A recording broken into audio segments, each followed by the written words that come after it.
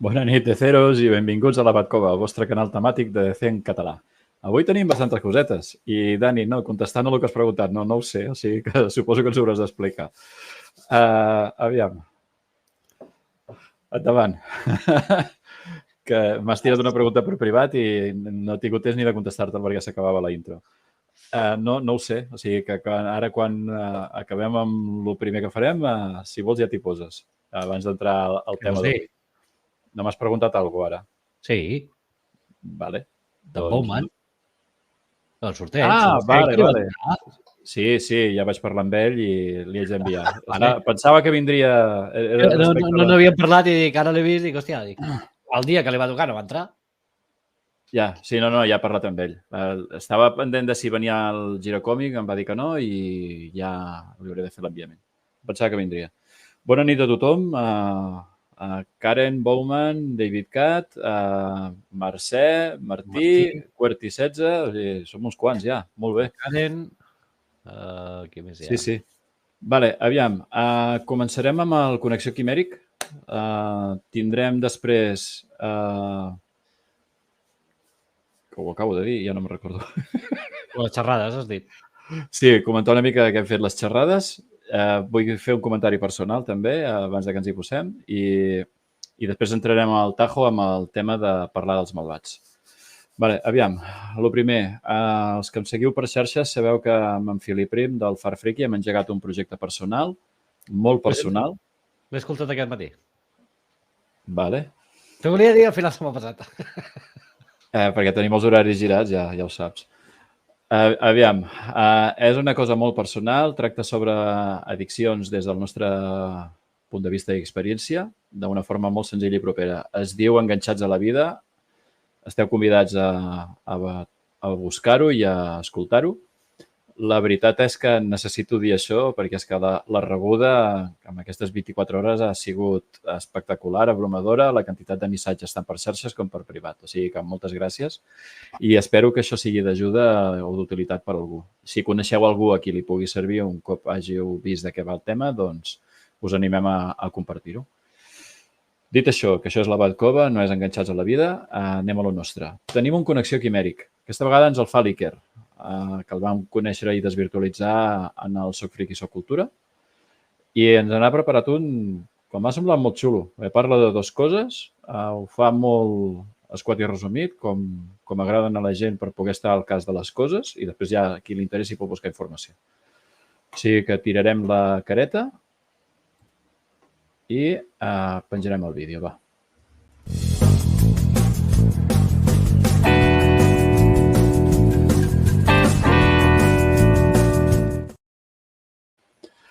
Doncs va, endavant amb el vídeo. Connexió Quimèric, digue'm. Ja el missatge de comencem en breu aquí sota. Ara el trec, sí, gràcies. Això de què em sona a mi? Un altre que fa com una que jo sé. Sí, és un comentari recurrent, Va, endavant amb el vídeo que ens ha preparat l'Iker pel Connexió Quimèric 004. Endavant. Feros, la sorpresa d'aquesta setmana és que avui em toca fer la retransmissió i explicar-vos què passarà aquest cap de setmana de 7 i 8 d'octubre al Palau Firal i de Congressos de Tarragona. Estem parlant de la segona edició de la Tarraco Manga, que és un esdeveniment que vol portar el manga, l'anime i els videojocs a la ciutat de Tarragona. L'associació Tarraco Unlimited ja porta més d'un any d'experiència portant petits esdeveniments d'aquesta índole a indrets on normalment no arriba el fantàstic. Per tant, no està de més promocionar aquest tipus d'events i en aquest cas, a la Tarraco Manga d'enguany, a la segona edició, ens trobarem coses molt interessants, com per exemple tornejos de videojocs on Tarraco Unlimited agrupa tota la selecció de streamers i doncs porten tornejos de Minecraft, tornejos de League of Legends, de Valorant i una mica de tot per enriquir l'entreteniment de l'event. Però també trobarem photocalls, també trobarem cosplays, també trobarem una gran quantitat d'estands, d'artistes, de zones de retro, de gaming, de realitat virtual fins i tot, I de les seves xerrades també en podrem trobar una molt interessant sobre actors de doblatge catalans, el David Jenner i la Nerea Alfonso, que són els actors de doblatge de Naruto i de Sakura a Naruto Shippuden. Perdó per lapsus. Parlem de preus, és molt assequible per tots els públics, els de més de 16 anys, per tant els adults, paguen 10 euros, els nens entren gratuïtament i els majors de 65, família nombrosa i persones discapacitades paguen 7 euros, entrada reduïda. Per tant, no hi ha excuses. Si estàs a la vora, a Tarragona, agafa l'oportunitat i visita Tarracomanga, que és una gran experiència. I d'altra banda, també no ens oblidem del Festival de Sitges, que comença gairebé aquesta setmana i ens espera una gran selecció dels millors curts, les millors pel·lícules del fantàstic i del terror nacional i internacional. Fins aquí tot. Un plaer i moltes gràcies. Un petonàs. Ens veiem.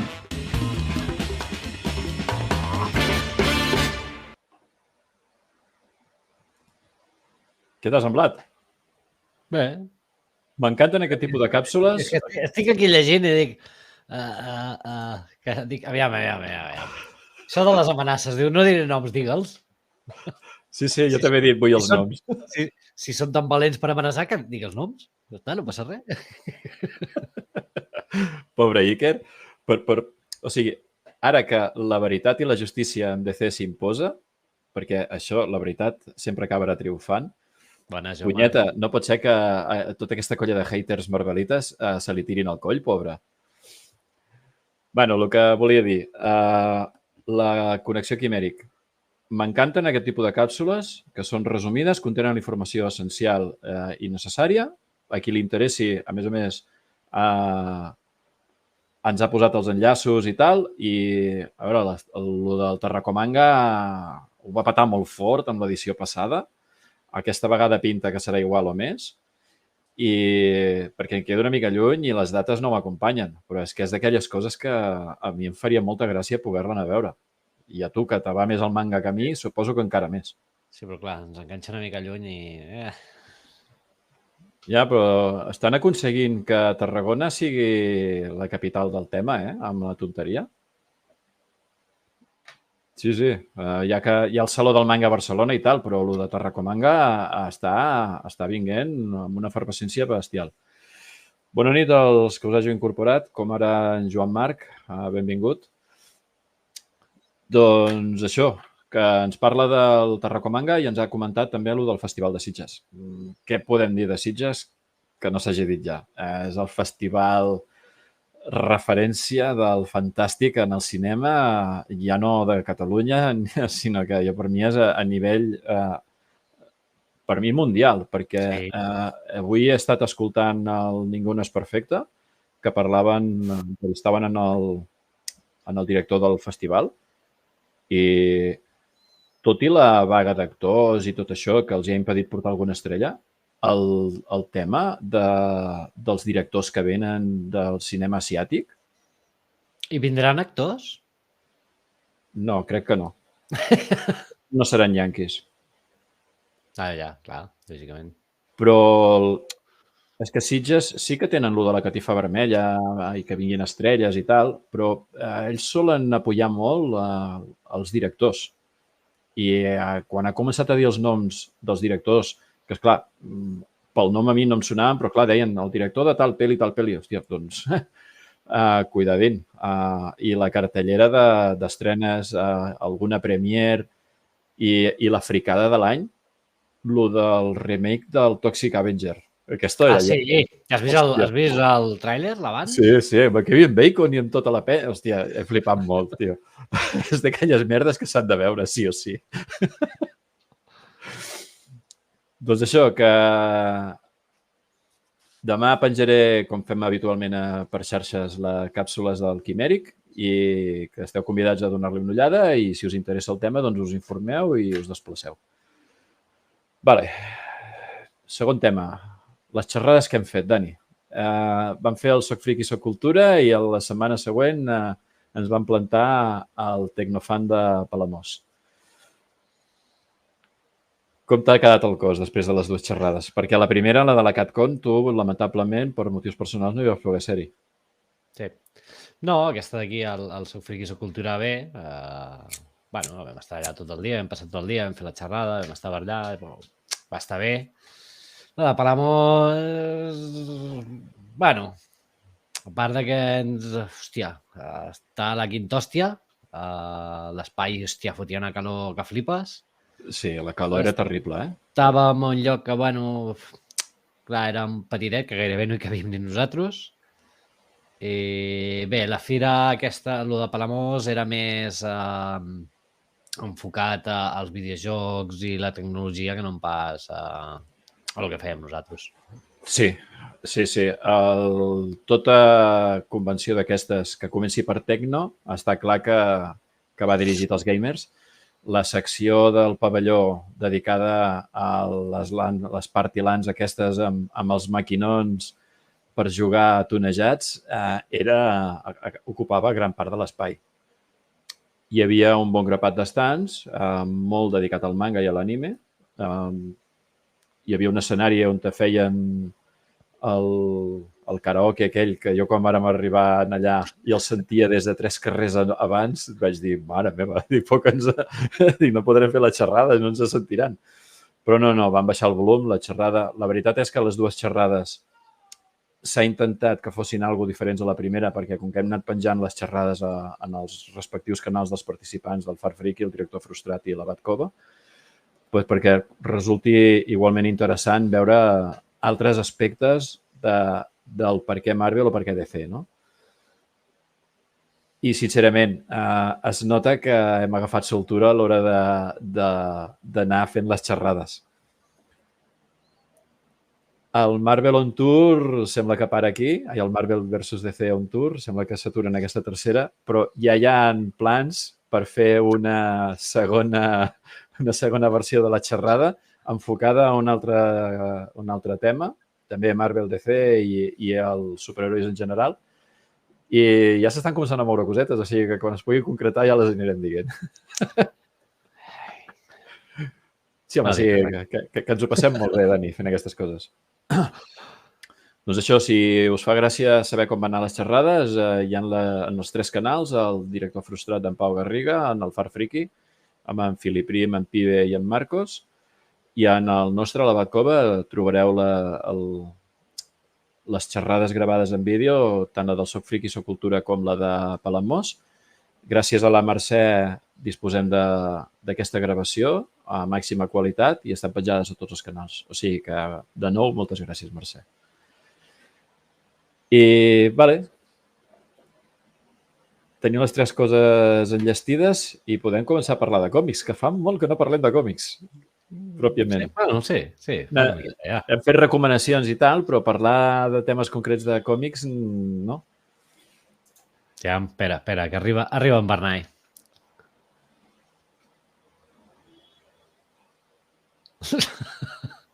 Mira, l'altre dia vaig sentir parlar d'aquesta pel·li. No sabia ni que existia. L'he buscat i no he trobat ni un tràiler, no he trobat res. No sé si és que... Primera notícia. Sí, no, jo amb algun podcast d'aquests vaig sentir que en parlaven i acollonaven bastant sobre el tema. Ja miraré aviam de què va. Vale, doncs... Mira, hi ha un tràiler. Ja tenim aquí en Bowman, sempre disposat a solucionar els temes gràfics. Aviam. Hòstia. Aviam. El poso, és curtet, és 1 minut i mig. L'ensenyem i entrarem a la nostra, va.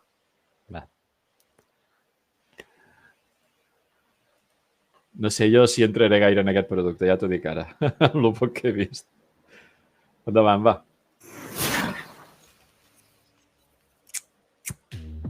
Oigan, muy bien. ¿Es el Guasón? Metrópolis se ha convertido en ciudad gótica desde que la Liga de la Justicia desapareció hace meses. Sin dejar rastros. Zot. Sí. ¿A quién llamas cuando tus héroes necesitan héroes? Solomon.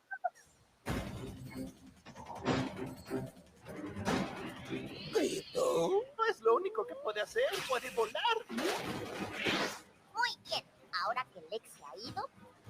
¿Eres más rápido que una bala? ¿Más poderoso que una locomotora? Eres igual a Superman. ¡Ay, no! ¡Estamos encerrados! Deben desenmascarar al fantasma y encontrar a la Liga de la Justicia antes de que los villanos destruyan el mundo. ¡Era giganta! Incluso esos exiliados kryptonianos. Solomon Grundy. ¡Caracoles! ¿Lex Luthor? Sí, lo sé.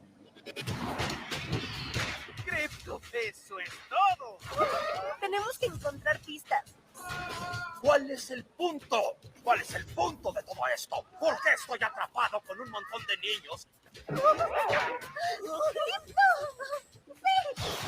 ¡Super duper! Gracias, amigo. ¡Super! ¿Quién es un buen chico? ¿Quién es un buen chico? Scooby-Doo y Crypto al rescate.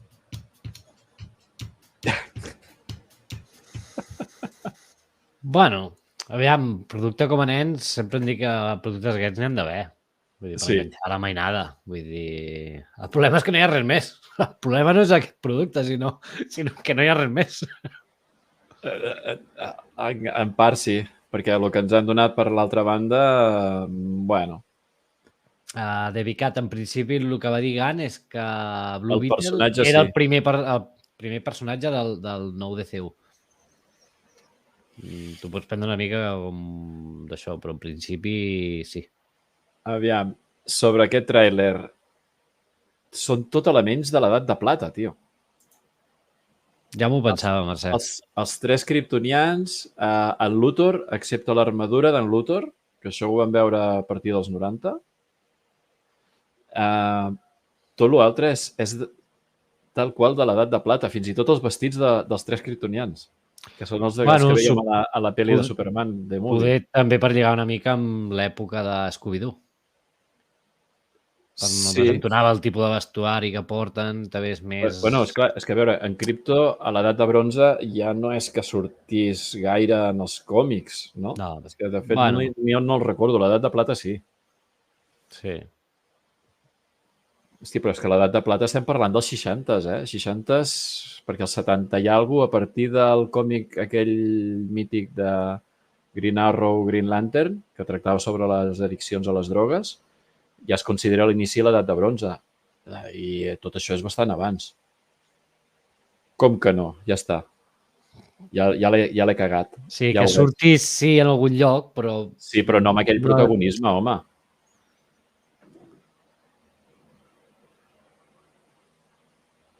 Ara mateix estic en...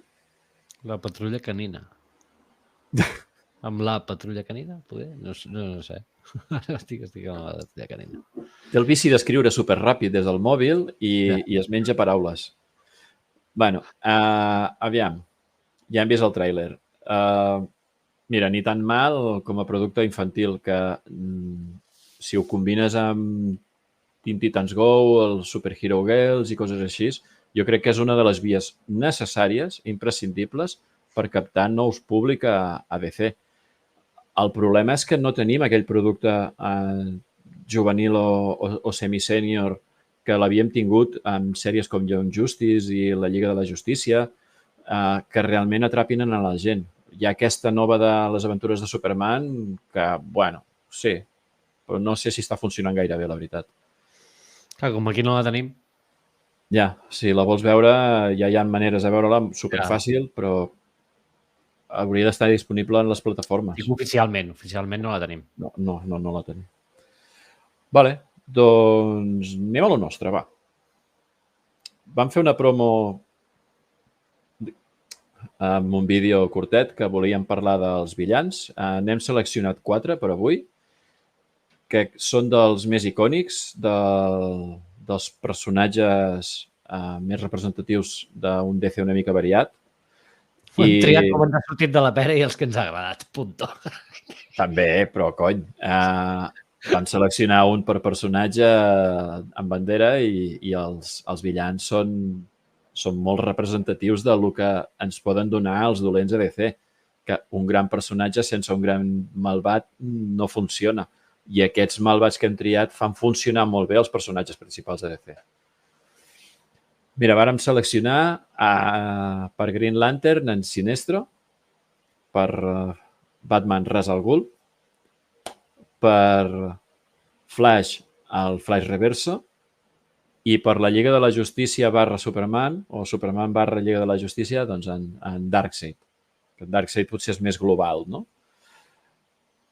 La veritat és que els 4 malvats són dels que més ens encigalen a tots dos i, a veure, ja fa temps que tenien ganes de parlar-ne. De fet, va quedar pendent fer aquest programa en la Fa segona. molt de temps, que ho deies tu, de fer un programa de malvats, però fa bastant de temps. Ho havien d'haver fet abans d'acabar la segona temporada i al final ha saltat a la tercera. Bueno, però el que van dir que faríem, avui comença aquí, perquè segur que en farem més. De personatges n'hi ha més. Sí, no te'ls acabaràs. Exacte. Doncs va. En Sinestro. Comencem per en Sinestro, va. Què Què treus es ja? pots explicar d'en Sinestro?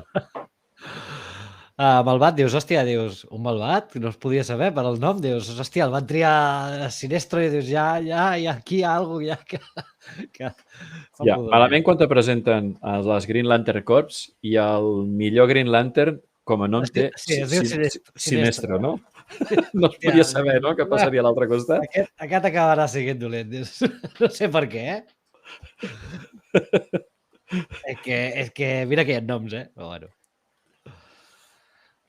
Aviam, jo aprofito per ensenyar això. Hem recomanat aquesta guia moltes vegades, els supervillanos. Evidentment, Sinestro és un dels que conté en plan splash page, vull dir que té capítol propi dedicat. Vale? Què es pots explicar d'en Sinestro per situar-nos una mica, va? Perquè la gent... Avui donarem per fet que la gent sap una mica a quin personatge correspon com és ara Green Lantern. Si ens heu seguit una mica, de Green Lantern us n'hem parlat diverses vegades. De rebot hem parlat dels malvats que surten o de sagues que han protagonitzat aquesta gent. De Green Lantern hem parlat diverses vegades del Blackest Night o l'Emerald Dawn i coses d'aquestes. ¿Vale? L'Amanecer Esmeralda i la Noche Más Oscura, el Dia Más Brillante. Però tu cada vegada has ficat la puntilla amb la Sinestro Wars. Sí.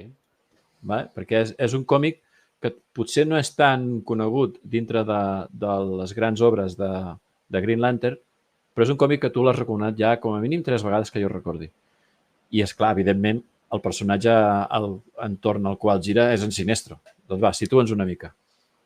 És que en Sinestro a mi com a malvat m'agrada. El que passa és que segurament a la saga de Geoff Jones poder, com que al principi sí té una mica més de protagonisme, però com que després desemboca amb La Noche Más Oscura i La Guerra de les Emocions, com que no només implica el Sinestro Corps, perquè llavors d'aquí surten totes les altres emocions, la de la ira i tot, bueno, tots, clar, es reparteix molt més el paper de malvat, que a la Mercè li agrada més que digui villano, que sí, Mercè?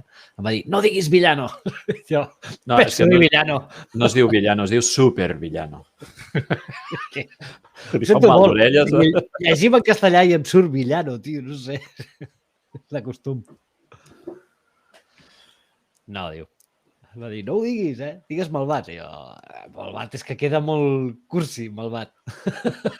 Sembla que sigui menys dolent, Sí, no sé. Bueno, va. Doncs tal Sinestro, de Korugar. Dius, ja, si pel nom ja no et quedava clar que fos gaire dolent, dius, el seu origen de com aconsegueix l'anell de Green Lantern ja et tocava deixar clar, perquè ell es troba amb un guardià, amb un Green Lantern, que es diu Prol, que està ferit, que l'han atacat, i li demana ajuda, es troba amb en Sinestro, li demana ajuda i li diu que es posi l'anell per defendre's de l'atacant. I ho fa, acaba guanyant en l'atacant i quan en Prol li diu, vale, ja està, pots tornar l'anell, dius, hòstia, ell diu, jo aquest poder el vull per mi i el deixa morir. D'això els guardians no se l'enteren i s'acaba quedant l'anell i formant part del cos de Green Lantern. O sigui, amb ell l'anell no el va triar realment, com passa amb els Green Lanterns, quan passa d'un o altre, normalment, quan mort un Green Lantern, l'anell és el que busca el pròxim portador. En aquest cas, amb en Sinistro, no, ell va ser qui va robar l'anell i va dir, esto pa mi. Que és curiós, eh? Sempre s'ha donat per fet que l'anell busca el portador i en aquest cas ens presenten un dels personatges més ben treballats i definits que no comença com a dolent, però sí que fa coses molt mal fetes i que sigui perquè ha robat l'anell.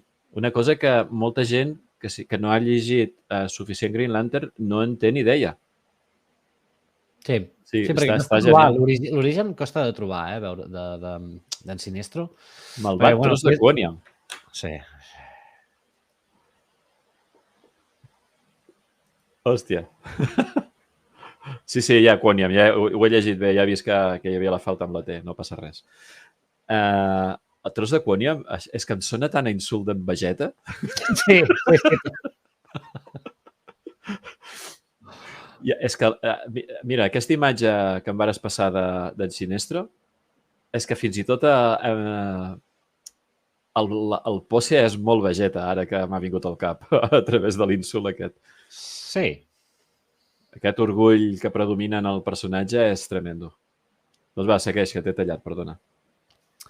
Doncs això, ell aconsegueix formar part del cos de Green Lanterns. El seu sector és on està el seu planeta, que és Korugar. En principi, el seu sector és dels més tranquils, però la raó per la que és dels més tranquils és perquè ell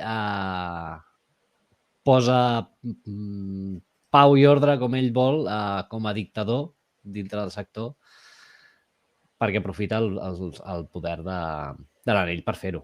Un altre indicador que dius, hòstia, poder no és tan bo. És que, a veure, no ho diré gaires vegades, però els imperials de Star Wars tenien raó. La gent no necessita llibertat, necessita ordre.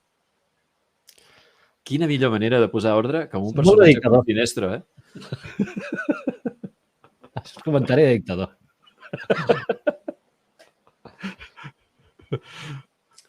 Doncs Sinestro, també era amic de Vinsur, que són els dos més grans, dintre dels Green Lanterns, els dos més grans que hi ha, els més reconeguts, tant Sinestro com Navinsur.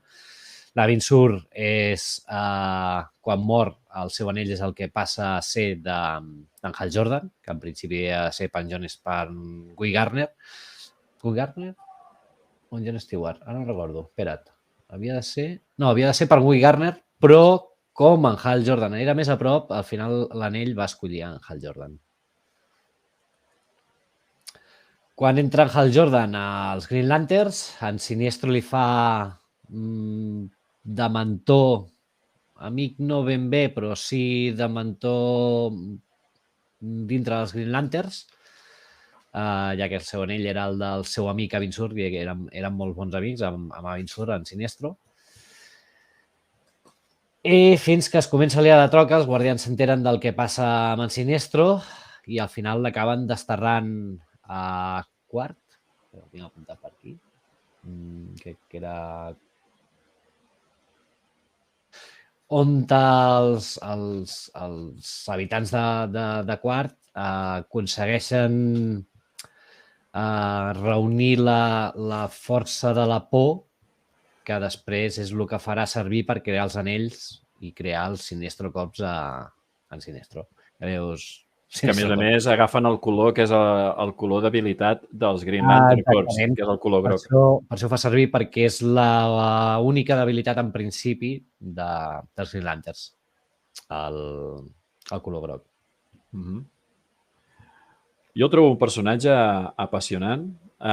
Sempre m'ha cridat l'atenció que fossin tan amics amb Avinsur, que era el revers de la moneda respecte a ell.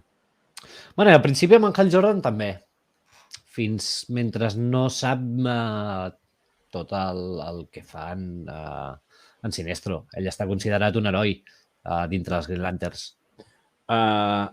Recomano moltíssim qui no tingui els còmics i vulgui veure alguna cosa, la pel·lícula de Green Lantern del És de l'Alan Scott, Mercè. Sí, això era del primer Green Lantern.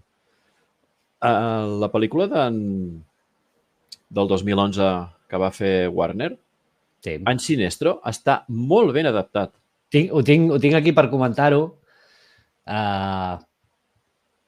Ho tenia per aquí. Sí, l'actor, en Mark Strong, jo crec que el van triar de... Hòstia, el van triar de puta mare per fer de Sinestro. És que té la cara de Sinestro, és en Sinestro. Tu veus el còmic i veus en Mark Strong de Sinestro a la pel·li de 2011 de Green Lantern, dius que l'han clavada. L'han clavada. I com acabava la pel·lícula després, que tenia la seva postcrèdits, com ell es posava l'anell groc, brutal. Jo dic, si mai ha de continuar, en Sinestro ha de tornar a ser ell. Sí. És que no podien triar-lo millor per caracteritzar-lo. És que amb poca caracterització és exactament el que hem vist al còmic. I aquella pel·lícula animada Caballeros Esmeralda, on es veu la transició en l'anell groc, és brutal. És una molt bona pel·lícula animada. A mi m'encanta. I per veure l'evolució d'aquest personatge és tremenda. A més, veiem a tots els Lanterns rellevants. En Thomas Ren, Kilowog, etc. I veure... Hi ha el moment aquell en què desenterra la llanterna i agafa el poder groc i es peta a tots els millors Lanterns de cop, és que és tremendo. Molt bona pel·lícula. No sé si te queda alguna cosa més a comentar del personatge, Dani. Bueno, que també el vam tindre de dolent a Shazam, com a Dr. Sivana. És el mateix actor. Ai, és veritat. Sí. Sí, ostres, ara mateix no l'ubicava allà mateix. Hòstia, tia, tens raó, sí. És que mira que està ben triat aquest actor per fer aquest estil de papers, Bé, també tenia apuntat destacar amb això, amb el que dèiem abans, a la saga de Geoff Jones, que ens portaria a la noche más oscura i el dia más brillante, on en principi, als principis de la història sí fa de dolent, és l'enemic a batre, fa diverses aliances, com aquí veiem amb el Superman Cyborg i els Manhunters. Hi ha els Manhunters allà darrere també. Sí. També hi ha una història amb Manhunters per allà i això. Però, clar, després, quan comencen a aparèixer les altres emocions, la ira, els índigos, bueno, a la noche más oscura, finalment, per poder combatre els Black Lanterns, han de cooperar una altra vegada en Sinestro amb Hal Jordan i els capítols estelares i demés. No sé si és la meva connexió o és la teva. T'estic sentint fatal ara mateix, Dani. Els del xat els sentiu bé? Aquest últim comentari m'ha arribat com molt enllaunat el so. Ens podeu dir al xat si s'escolta bé, sisplau? Jo, en principi, a tu et sento bé, Sí, se sent entretallat. Vale. Sí, però no sé. Ara sembla que et sento millor, Dani. Provem de continuar. Normalment em fa el tonto, tio, la connexió. No sé si és per la connexió o per què és, no ho sé. Ara torno a sentir perfecte. Vale. Suposo que ha sigut un moment que ha tardejat internet o alguna cosa. Vale. Ara se'l torno a sentir bé. Perfecte. Doncs, amb tot el que ens has explicat, després de la Guerra de les Emocions, té alguna història més que sigui així potent i rellevant? Sí, finalment acaba perdent, bueno, per lluites de poders dintre del Sinestro Corps, acaba expulsat dels propis Sinestro Corps i acaba tornant a tenir un anell de Green Lantern. Tot i no ser part dels Guardians, acaba tinguent un anell de poder de Green Lantern una altra vegada. Es redimeix? Que curiós, no? No, és per tenir un anell. Perquè el foten fora del Sinestro Corps. O sigui, funda un dels cossos més potents i el carden fora? Sí. Aquesta és molt bona, Vale. Com a còmics, quins recomanes llegir? I si pot ser en quin ordre, va. Home, el de... com es diu? L'Emerald... Sí, Emerald Dawn. Emerald Dawn, sí, l'Amanecer Esmeralda, que aquí veiem com ell és el culpable d'alliberar en Parallax, perquè destrossa, ell és el que trenca la bateria de poder d'Oa, que és on està tancat en Parallax, que acaba posseint en Hal Jordan. I després tindríem tota la saga de Geoff Jones. No sé què... Bueno, el de l'origen de Green Lantern, que veiem també els inicis com a Green Lantern, com formen en Hal Jordan.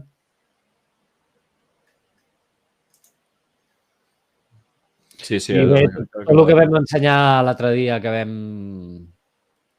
en el noi aquest de Telegram, que vam fer la guia per seguir la saga de Geoff Jones, on després del Dia Más Brillante va apareixent per allà també i torna a tenir bastant de pes. Vale. Que és allà on torna a tenir l'anell de Green Lantern. Va. Quina és la història que més t'ha agradat d'ell? Ja, gust personal teu, Gust personal meu? Hòstia, al principi de la saga de Geoff Jones amb l'enfrontament del Sinestro Corps amb el cos de Green Lanterns. És que el d'en Parallax també és molt bèstia. És que jo em quedo amb el d'en Parallax, per això t'ho preguntava. El d'en Parallax poder té més pes perquè ell és el dolent, l'enemic. És el que deia, la saga de Geoff Jones al principi sí és enemic, però com que hi ha la profecia, hi ha allò de la noche més oscura, després ell passa a un segon, tercer pla i acaba cooperant i acaben tots lluitant contra els Black Lanterns. Però com a ell, com a enemic, sí. Amb el d'en Parallax i tot això. Hi havia un còmic, va passar sense pena ni glòria, però és un gran còmic, en el que exploraven l'origen dels Guardians. Va sortir en format Prestige, que l'he intentat buscar i no l'he localitzat, és una llàstima. Em sembla que es deia la Linterna de Oa o alguna cosa així, que a dintre dels Guardians exploraven l'origen del temps, o sigui, el moment zero, no? El moment de la creació, i en allà recordo que en algun d'aquells moments sortia en Sinestro liant-la, perquè ell intenta accedir a aquest poder extrem. Vull dir que sempre el tenen com a recurs fer servir aquest personatge en qualsevol història que sigui gaire transcendent dintre de la història dels Guardians o dels Lanterns o a nivell còsmic, no? Bueno, per lo que he vist amb les actuals sagues de Green Lantern, igual, Sí. Sí. Home, és que no entens llegir gaires històries de Green Lantern sense que acabi apareguent Sinestro. És necessari. És el que fa gran a Green Lantern, precisament. Que qui ha sigut el mentor d'en Hal Jordan, qui l'ha començat a entrenar per després continuar entrenant amb en Kilowog, després s'acabi tornant... història amb la filla, que la filla és del cos de Green Lanterns. Sí. És que té molta xitxa aquest personatge. A mi m'agrada moltíssim. Vale, doncs no sé si volies afegir alguna cosa més d'en Sinestro. No, al final havia apuntat això, de mencionar lo de la pel·li i ja està. Vale, després al final, si ens queda una mica de temps que no ens hàgim allargat massa, puc punxar algunes imatges de les diferents versions que hem tingut. Ok, doncs... Què toca? Me toca a mi. Ras al Ghul. Ja he parlat moltes vegades... Sí, rasca't el cul, no?, que diuen per aquí. No ens ho diguin Bernay. Sí, sempre ens ho recorda. Ras al Ghul, de la galeria de villans de Batman, el que més m'agrada, pel respecte mutu que es professen. El seu origen està datat... Depèn d'allà on te mires, però el lore de DC han establert que el seu origen està al voltant de les creuades, tot i que jo havia llegit històries que ja 1000 anys abans ja estava voltant per allà, per la zona d'Egipte, sempre per la zona del Pròxim Orient. Però, bueno, compararem el tema creuades. El seu origen venia de fer de metge i que per al senyor rei de la zona, caudillo feudal, no queda molt clar. Resulta que es posa malalt el fill d'aquest rei, ell acaba descobrint, tinguent una sèrie de visions, que amb una combinació perfecta d'una sèrie de verins i toxines ficades en un punt on te conflueixen les diferents línies d'energia de la Terra, es pot fer una fosa, ficar aquests líquids, submergir el cos i que aquest cos rejuveneixi. El que passa que ell ja sap que això té un preu. El preu és que tornen amb una mena de bogeria berserker que arrasen amb tot el que tinguin a davant fins que recuperen la cordura. Fa això, funciona i resulta que acaba matant a la dona del rei, a aquest fill.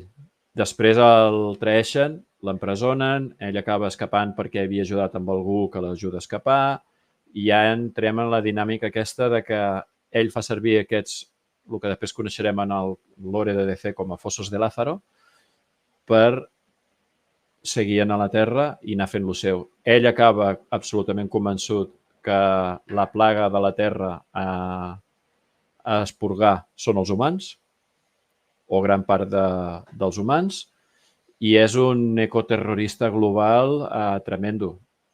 A més, després sempre l'hem vist vinculat a la Lliga d'Assassins, que és el seu exèrcit personal a l'hora de, des de les ombres, anar influint en el devenir dels esdeveniments i aconseguir acumular recursos i poder per poder executar finalment el seu pla. Però Ra's al Ghul té una filla que es diu Talia. I la Talia, quan es creua amb Bruce Wayne Batman, la connexió és absolutament brutal, la química que tenen els personatges també. L'interès romàntic és de sobres conegut i actualment, en el Batman més actual de tots, tenim un Robin que és en Damian, que és el fill de Bruce Wayne amb la Talia. I aquest nen té un caràcter molt difícil, que té 4 hòsties cada vegada que parla, però és que ha sigut criat per l'avi, la mare, i s'ha entrenat a la Lliga d'Assassins. Vull dir que el nano d'infància molt sana no ha tingut. Aquest personatge el van crear en Dennis O'Neil i en Neil Adams. Va aparèixer en el 71 per primera vegada, en aquella col·lecció de grapes que jo he ensenyat aquí alguna vegada. Vam tenir-les publicades a Cinco sobre els 80 pocs, 84, 86, crec que es van publicar aquestes grapes. Va calar molt fort aquest personatge, però allà on ho va petar molt fort va ser amb aquelles novel·les gràfiques que hem recomanat aquí diverses vegades, no? Que és la de El hijo del demonio, la novia del demonio i tot això. Ara us poso les 4 imatges que tinc aquí preparades.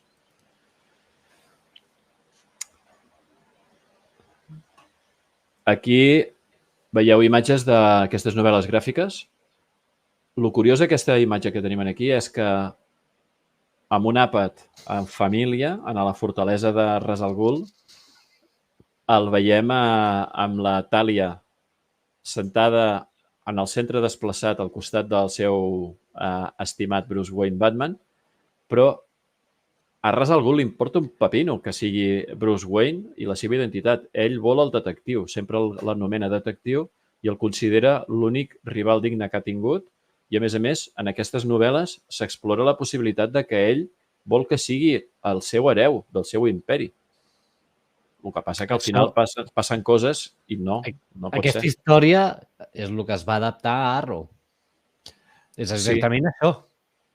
Però, clar, Arrow, ja ho hem explicat diverses vegades, a l'Arrowverse no podien fer servir el personatge de Batman perquè Warner ho va prohibir. No és que fos un problema de drets. I la temporada de Ra's al Ghul amb la Liga d'Assassinos, la Thalia i tot això, és el que tenim amb Arrow. Em sembla que era la tercera temporada, si no recordo malament. Molt bona temporada.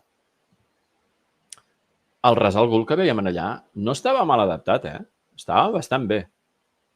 Perquè mantenia l'essència del personatge amb aquella manera d'actuar com a cap de la Lliga d'Assassins. El vestuari estava prou ben adaptat i aquelles coses que sempre se li atribueixen, que és la fredor, la intel·ligència, el sempre tenir un pla preparat, coses que li podem atribuir també a Batman, són bastant semblants en aquest tipus de perfil, però la maestria d'ús en les armes blanques a Arrow queda molt patent. I en els còmics, quan es creuen Batman i tenen algun enfrontament seriós, és el primer que veiem. De fet, aquí, aquesta imatge n'és un clar exemple. Combat a espases. Aquí una de les portades de quan es va publicar, de les primeres històries que vàrem tenir. I d'estat cut aquesta, perquè és una de les últimes històries, jo aquesta ja l'he recomanat alguna vegada, la resurrecció de Ra's al Ghul d'en Grant Morrison i d'en Paul Dini. Estem parlant de dos tòtems del món del còmic. La història és molt bona i molt recomanable. No vull explicar res perquè és que és d'aquelles que superfàcilment les rebentes amb spoilers. El nivell gràfic és apabullant. És una obra molt fàcil d'aconseguir i trobar. Està en diverses edicions. Hi ha l'edició de luxe, en tomo recopilatori, i hi ha aquesta que és estil pocket, que en deien de bolsillo. Molt fàcil d'aconseguir i molt, molt, molt recomanable. A més, aquesta ja conté el lore de Batman bastant actualitzat, amb els Robins actuals. Perquè és que aquest personatge... Es veu en Nightwing aquí darrere, no? Sí, en Nightwing hi ha el... veus el traje vermell del Robin? Sí. Clar, hi ha l'altre Robin a l'altra banda. El darrere a l'esquerra és en Damian, no? Exacte. I l'altre és en Tim Drake. Tim Drake. Vull dir que, a més, està absolutament vinculat, tot i que no es va veure en el moment en què es va publicar la història, amb la mort d'en Jason Todd, que és el segon Robin, perquè és ell, és en Ra's al Ghul qui l'acaba tornant a la vida amb un Fosso Lázaro, i després tenim aquell gran personatge en el còmic, que no tant a la sèrie Titans, de... Caputxa Roja. Caputxa Roja. Vale? En els grans esdeveniments de Batman, moltes vegades s'associa Ra's al Ghul. Com a raresa, apuntaré aquest còmic, que és un Nelson Walls, que aquí no es va acabar de publicar i va venir d'importació a través de Viz Comics, que tracta de la història d'una Gotham distòpica, com tots els Elseworlds Walls, en la que Batman ha mort i Ra's al Ghul assumeix el control de la Batcova, agafa tots els prototips de trajes que havia fet Batman en tota la seva carrera, els col·loca en els seus millors soldats del seu exèrcit de la Lliga d'Assassins i intenta recuperar el control de la ciutat que ha caigut en el caos més absolut del crim. El que passa que Ra's al Ghul és Ra's al Ghul, els Batmans que pol·lulen per la ciutat són membres de la Lliga d'Assassins i, esclar, què pot sortir malament, no? Es lia parda que no vegis.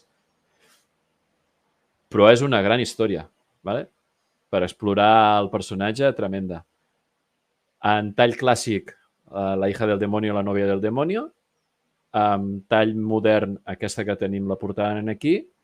I com a raresa o raravis, doncs aquest Elseworlds.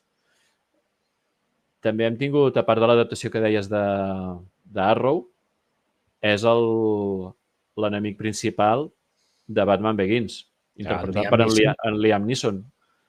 Un Ra's al Ghul molt més contingut, molt més realista, no surt el tema del Fosso Lázaro. No.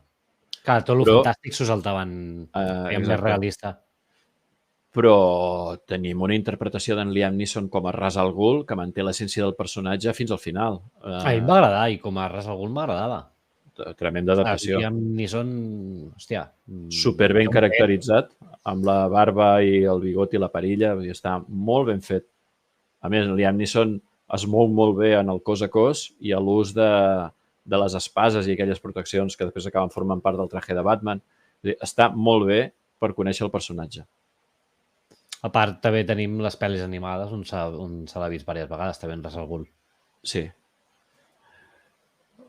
Poso aquesta portada perquè la novel·la gràfica de El hijo del demonio, a qui tingui una mica de bagatge amb les pel·lis de James Bond, sobretot les d'en Roger Moore, potser li recorda les portades de Moonraker. Jo ja he fet aquesta connexió, aquest punt de similitud d'aquesta novel·la gràfica amb temàtica James Bond. James Bond ens té acostumats, sobretot en aquella etapa d'en Roger Moore, a que les ubicacions canvien molt d'un país a l'altre i Moonraker anaven a l'espai. El Batman que veiem aquí està fora de context d'una manera total i absoluta.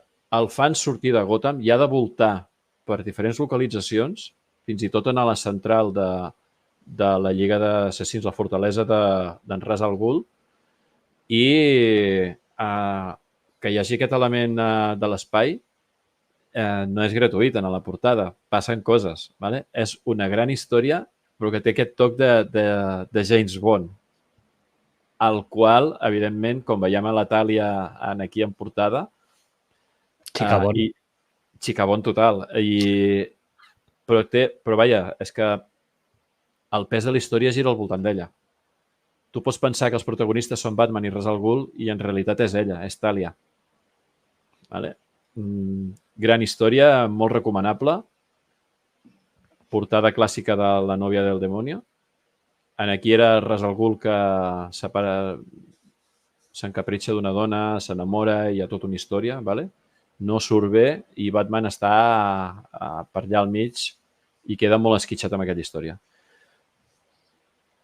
Molt recomanable explorar el personatge. I les adaptacions animades també estan molt bé. Ja apareixien a la sèrie animada dels 90 com un gran personatge, que no sortia gaire, però quan sortia ho petava molt fort. No el recordo gaire.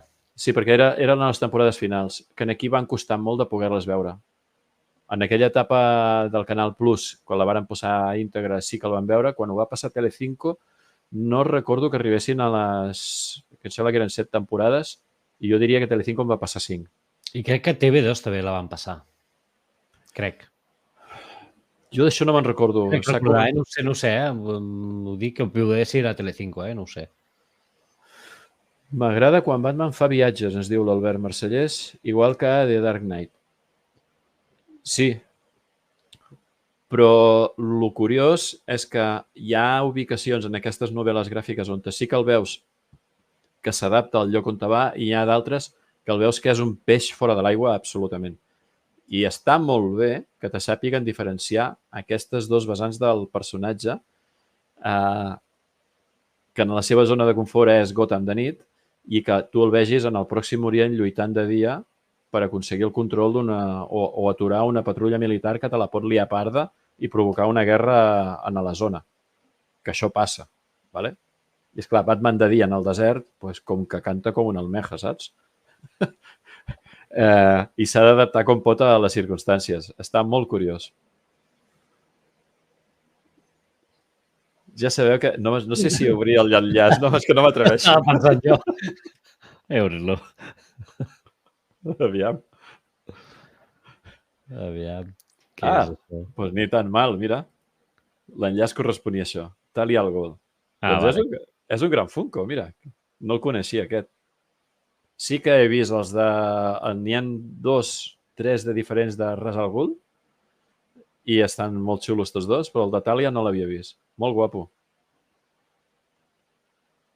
Merci, Bernet.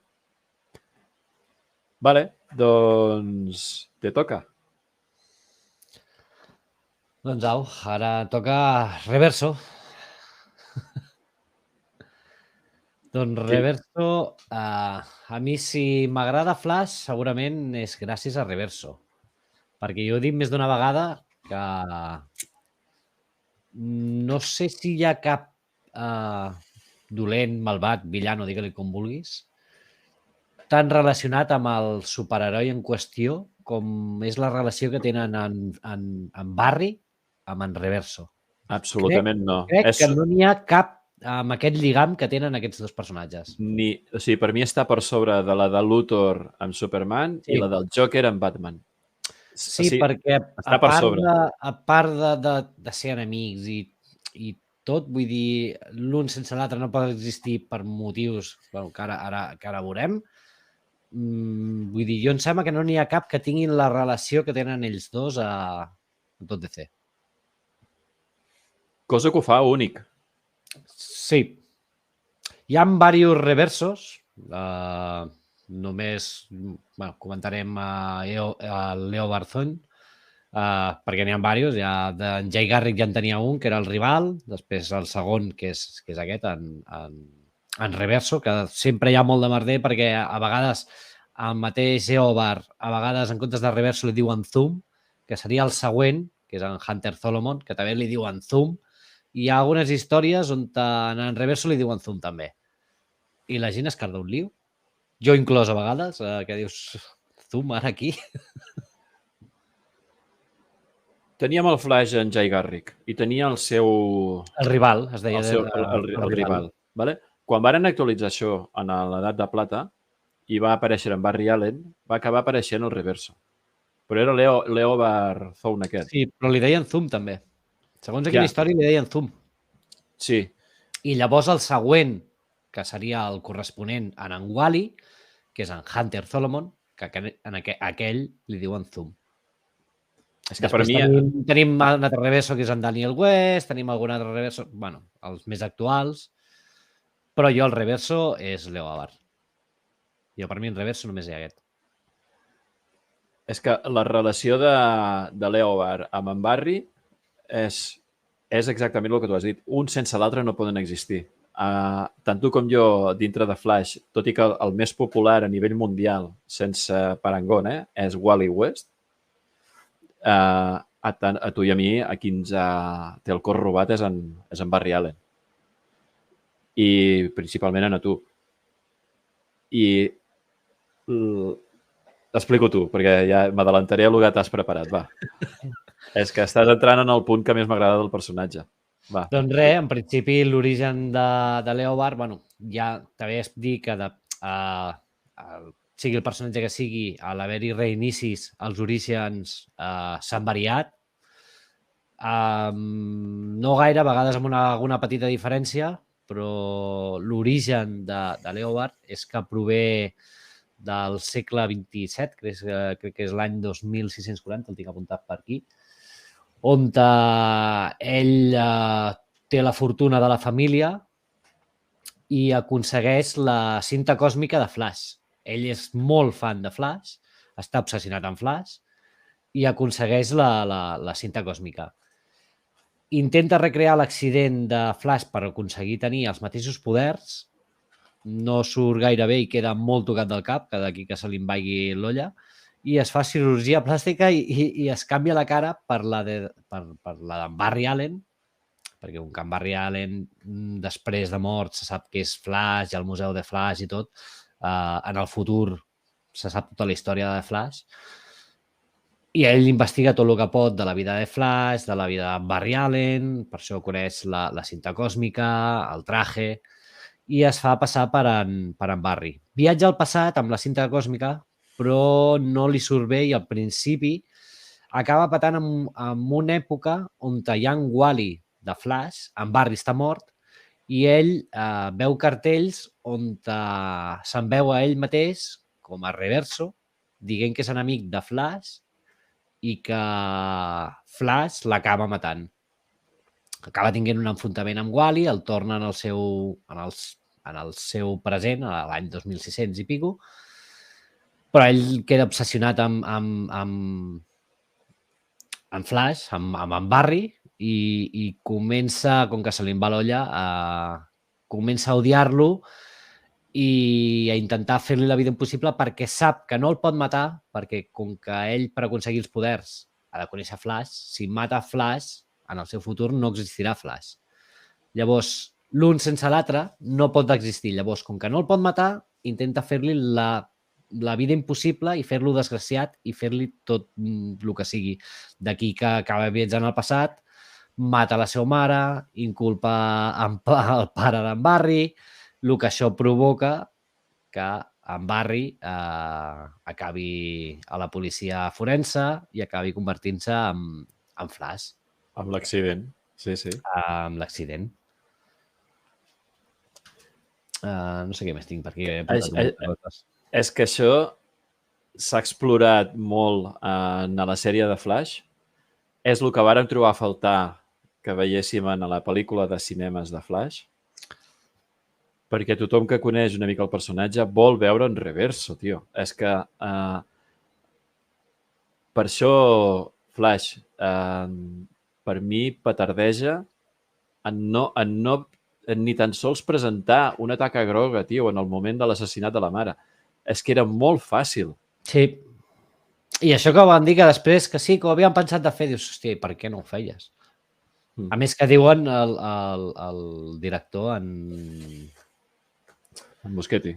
Moschetti, va dir que bueno, ja ho vam comentar, que va confirmar que sí, que l'assassí de la mare era en Reverso. Dius, bueno, que ho diguis tu perquè sí, però no ho has ensenyat ni hi ha cap moment que s'insinuï ni res. És una llàstima, perquè tenien l'oportunitat perfecta.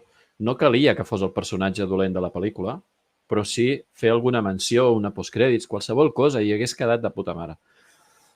En canvi, tenim un tremendo reverso a la sèrie Flash i exploren variants del personatge, amb la qual els seguidors de Flash encantats de la vida. Jo amb la primera temporada de Flash vaig flipar, perquè amb els primers capítols ja et presentaven Reverso i anaven a saco. Dic, hòstia, la primera temporada s'ho estan traient tot, perquè et ficaven un munt de referències a personatges de Flash, enemics, en Capitán Boomerang, en Trickster, en Grodd, en Reverso, t'hi ficaven de tot i anava a saco. En el quart capítol sortia en Reverso, que ja sabies qui era, vull dir, hi havia de tot. A més, feien referència a lo més bàsic del lore, aquell diari del futur, saps? Hòstia. Sí, hi havia lo d'en, com es diu, la intel·ligència que crea en Barry, hòstia, Ai, no me'n recordo. que és el que fa el diari, el diari de la sala amagada dintre Stark. Sí. En Gideon. Això. Vale. En Gideon. Vull dir, hòstia, que sortís en Gideon, que vull dir, això és, bueno, sí, és més actual, no és tan antic, però dir, hòstia, que sortís en Gideon, que feien referència, inclús en el primer, no sé si en el primer o el segon capítol, quan en Reverso parlava en Gideon, parlava de Flash i deien Flash, Barry Allen, miembro fundador de... I dius, oh, no ho acaba de dir. No tenia la llicència, però ja t'ho insinuava. Sí, clar, no podien dir la Lliga de la Justícia. És que el problema era les limitacions tan tremendes que tenien a l'hora d'explorar l'univers compartit de DC. Però tot i així, trobo que se'n van sortir de puta mare en la sèrie. Les 4 primeres temporades... Sí, 3, 4, sí, fins la quarta. Estaven molt bé. A més, tenien molt clar els creadors de la sèrie que o ficaven en Reverso d'entrada o tenien molt difícil guanyar-se els seguidors. No, clar, van començar amb la història de l'assassinat de la mare, l'inculpació del pare... Clar, era tota la història d'en Reverso amb en Barry. I de les adaptacions, hem parlat de les que surten en la sèrie de Flash. Veiem el personatge està representat per 2 actors diferents. Ja queda justificat si vas veient la sèrie el per què. Bueno, però que en els còmics hi ha algun moment que també canvia de cara per fer-se passar, com per exemple amb lo d'en Barry, per això ho he explicat, que aquí quedava justificat a la sèrie amb el Dr. Wells, que és pel que es feia passar a la sèrie de Flash, que tenia apuntat en Tom Cavanagh. Per mi, brutal. M'agrada més en Tom Cavanagh, que és el Dr. Wells, que no em pas l'altre que després el veiem a Leyendas. Sí. Que en principi aquella era l'aparença real de Reverso. Sí, ho feia bé, però sí. En Tom Cavanagh per mi li acaba perfilant més bé la personalitat en el personatge. A més, quan es deixa anar en la sèrie, es deixa anar i li veus la part xunga... Sí, era xungo, feia esta por, hòstia. Sí, era donar una grima brutal al personatge. I en la sèrie ens regalen aquell moment de l'anell, que el que he posat en la promo, no? Com l'anell expulsa el traje, el torna a agafar, rebenta tots els guardians de la sala amb un plis. Hòstia, veus Flash actuant però en modo xungo, que és el Flash Reverso. Increïble. No es pot demanar més i menys tinguent en compte el pressupost de la sèrie i lo acotada que estava. I una altra cosa que m'agradava molt de la sèrie era quan feia el difuminat perquè no el poguessin reconèixer. Cosa que havíem vist en algunes històries en còmic i en la sèrie queda molt ben fet. I mira que en tema d'efectes, hòstia, anaven molt apuradillos perquè el pressupost era limitat. Clar, per ser sèrie de CW, bueno, jo crec que ho complia bastant. Vull dir, Sí, hi havia no, coses en Gorilla Grodd, hòstia, estava super ben fet. exprimeixen fins l'últim dòlar del pressupost, això està claríssim. Els poders de Flash, lo de vibrar, lo dels tornados, de crear els tornados amb el cos, amb les mans, lo del raig, vull dir, estava molt bé. I alguna vegada he llegit que hi havia gent que es queixava que el flash de la sèrie era lent. És que fer-lo més ràpid, el tornes un personatge molt difícil de trobar-li enemics a l'alçada. I segona, fer-lo més ràpid del que es veien a la sèrie també era un problema a nivell d'efectes. I aquella trampa dels... Digues. No, el que diu en Bernay, que sempre de nit, perquè no es veiés el contorn. Clar, estàvem parlant d'una sèrie de W que el pressupost és el que era. I tot i això, dic, hòstia, les tres primeres temporades són brutals. Jo trobo que són brutals. Com a fan de Flash, són brutals. I varen mig inventar un sistema per fer la velocitat de Flash amb aquells travelings que hi sobreposaven les imatges d'ell corrent i que a un cost relativament tirat de preu que moltes sèries al darrere han hagut de pagar per saber exactament com a collons havien ajustat la tècnica tan al detall. Perquè es veu que algú va tenir alguna idea d'aquelles que de tan senzilla era genial, ningú se li havia acudit i varen aplicar-ho en la tècnica de quan ell corre dintre de la ciutat. Tremendo. És més, m'agrada més com es veu a la sèrie, perquè té més sensació de velocitat a la sèrie que no pas a la pel·li. A part del primer moment, quan fa la primera arrencada, que allò és brutal, allò reconec que és brutal a la pel·li, la resta, hòstia. Els meus fills de 5 i 9 anys em van dir per què sembla que Flash vagi a poc? I jo, què li dic ara? Això m'ho va dir el petit, amb 5 anys. Jo... Sí. Vaya puta merda. Perdó, David. Sento. Doncs això, el Flash Reverso, un gran personatge i jo crec que ara toca que... Una de les curiositats de que per què és el traje groc ho fa perquè hem atribut als companys de The Flash que porten el traje groc. Aquest detall el desconeixia. És que les sagues que tens tu... Quan és Kid Flash, van de groc. Sí. Però, bueno, el curiós és que va amb els colors absolutament invertits. Està molt bé. Està molt bé perquè és Flash, però al revers. Vull dir, és que està molt ben aconseguit. Abans que ens diguis els còmics, de les adaptacions animades, què ens pots dir? Tenim Flashpoint. És que Flashpoint no és exacte el còmic, perquè hi ha una de les imatges que em sembla que hi ha una de les imatges, sí, que és quan lo de la mort, que aquesta és una de les coses... No, la de l'espasa, que em sembla que és una de les que vaig fer de foto... No vaig fer la foto que es veu amb en Batman atravessant-lo... Sí, espera, no sé. Sí. Diria que sí, no l'he... Igual se m'ha quedat, aviam.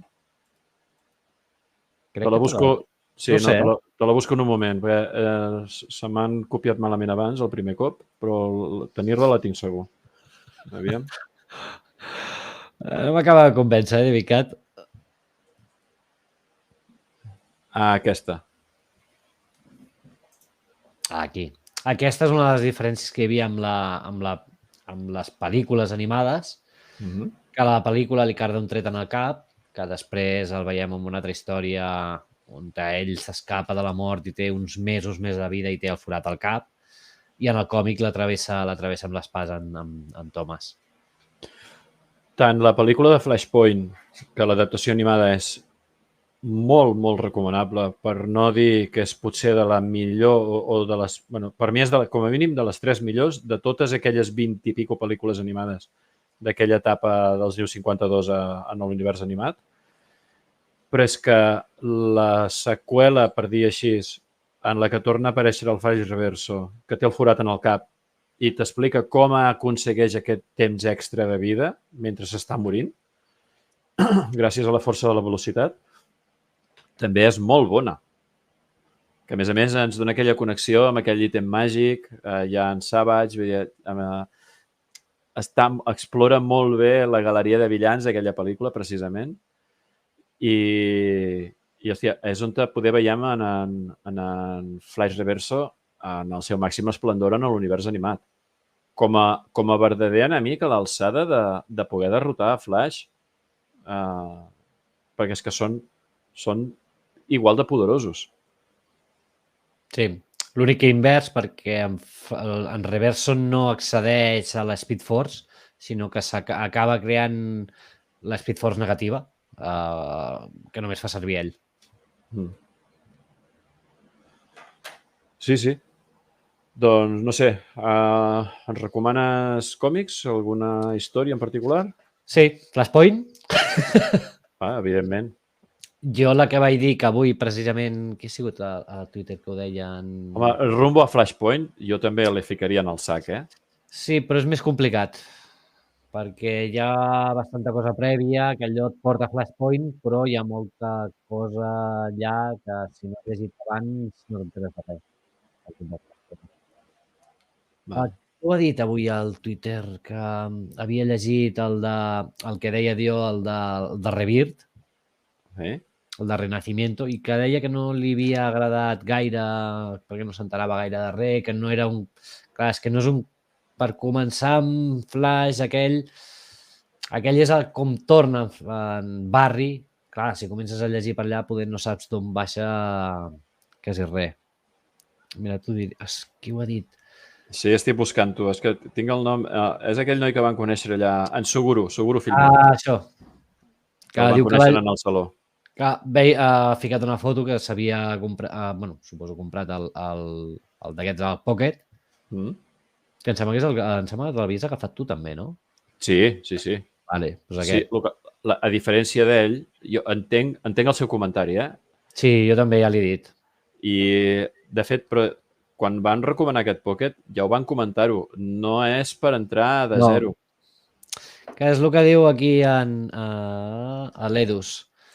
Hòstia, començar amb Flash és complicat, jo començaria per l'època d'en Wally. Els d'en... Són de qui eren els de Wally? Els tinc al menjador. És que jo també. No em ve el nom ara al cap. Espera, ja si ho trobo. T'ho dic.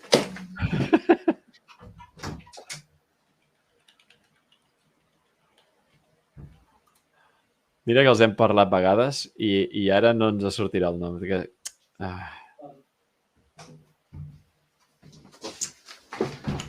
No he arribat allà que ja m'he recordat, en Mark White. Mark White. És que no he arribat a encendre el llum que dic, Mark White. És que saps què m'ha passat? Que a mi m'ha vingut al cap els dibuixants, en Rafa Sandoval i aquests que han dibuixat flashos brutals. Vale? Però que no, que el que volíem dir és aquest. Sí, que és l'època d'en Wally. Diré una cosa. De Mark White, aquestes històries potser és de lo millor que ha fet, perquè jo, quan m'he queixat que he comprat grapes de col·leccions noves i les he abandonat, 2 eren d'en Mark White. I, hòstia, no he aconseguit entrar-hi de cap manera. A mi també m'ha passat, En canvi, aquesta etapa de Flash és tremenda. És molt bona. I fa que t'encarinyis molt amb aquesta versió de Flash, que és la d'en Wally West. Brutal. És que no crec que m'equivoqui si dic que és una de les etapes més esplendoroses del personatge. Ja t'ho miraré, no sé si està disponible. Clar, és DCC, però com que sabem com van amb les reedicions, no sé si està disponible o no. Ja t'ho miraré. És Mark White, W-A-I-T. No, ara... Ja t'ho escric. Vale. És que ara estava comprovant com s'escrivia exactament perquè ja tinc clar que com ho ha escrit ell no és. És així. Pues la del World Finest, de Mark White, hòstia, jo no he aconseguit entrar-hi de cap manera. alguna cosa que havia escrit a Shazam sí que m'havia agradat, però no al nivell de lo d'en Wall-E. O sigui, és un autor per mi molt irregular, però l'etapa de Flash absolutament recomanable. Per mi de lo millor que hi ha. Geoff Johns a part, Sí. Clar, el que passa és que jo dic de començar per Wall-E, perquè el d'en Barry, o sigui, l'antic no ho trobaràs, a part dels dos còmics aquests més antics que ara van reeditar del juicio de Barry Allen i l'altre, que és el de... No em recordo.